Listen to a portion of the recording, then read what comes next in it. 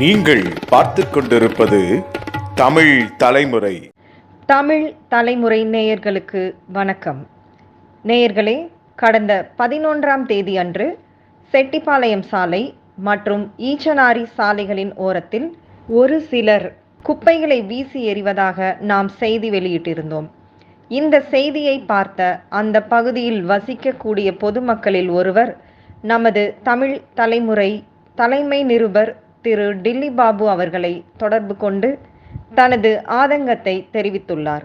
இதோ நேயர்களே, நீங்களே கேளுங்கள்.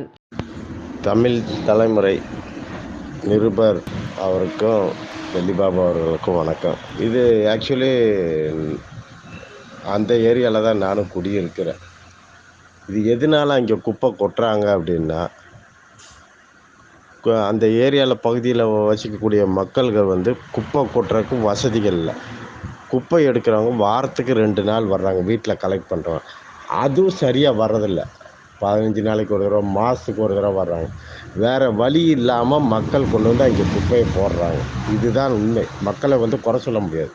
ஏன்னா அவன் வீட்டில் குப்பையை டெய்லி வச்சுக்க முடியாது, வீட்டு பக்கத்துலேயும் போட முடியாது, பக்கத்து வீட்டுக்கார சண்டைக்கு வரான்.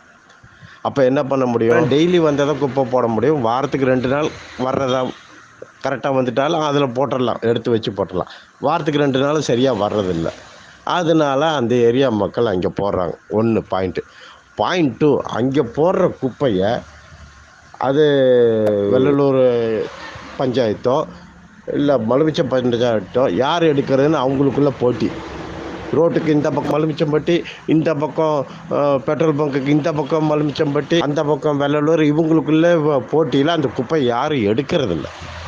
இதுதான் அங்கே நடக்கிறது.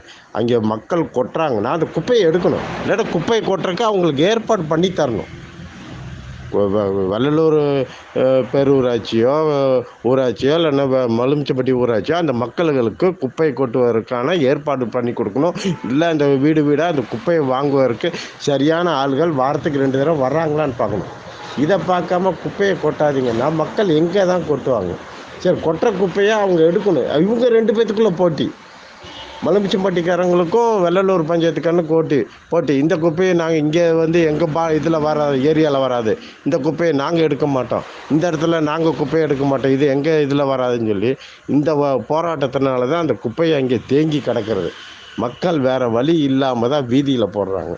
இந்த நிருபர் தயவு செய்து இந்த வெள்ளலூர் பஞ்சாயத்தையும் மலுமிச்சம்பட்டி பஞ்சாயத்தையும் அணுகி இதுக்கு ஒரு தீர்வு காணுமாறு தயவு செய்து கேட்டுக்கொள்கிறேன். நன்றி, வணக்கம். பொதுமக்கள் தாங்கள் வாழக்கூடிய சுற்றுப்புற சூழ்நிலைகளை சுகாதாரமாக வைத்துக் கொள்ள வேண்டும் என்ற உயரிய சமுதாய நோக்கத்தோடு தான் நாம் செய்தி வெளியிட்டிருந்தோம்.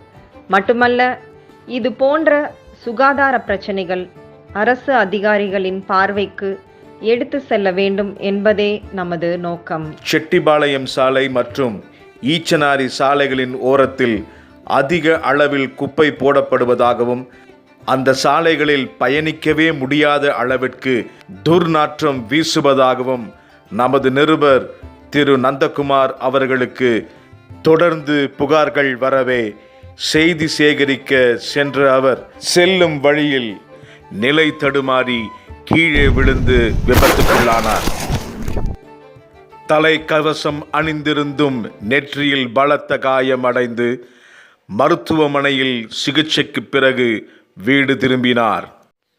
எல்லாம் வல்ல இறைவனின் அருளால் இப்பொழுது நலமாக உள்ளார். நேயர்களே, களப்பணியில் நமது நிருபர்கள் ஆற்றி வரும் பணிகள் பாராட்டுக்குரியவை.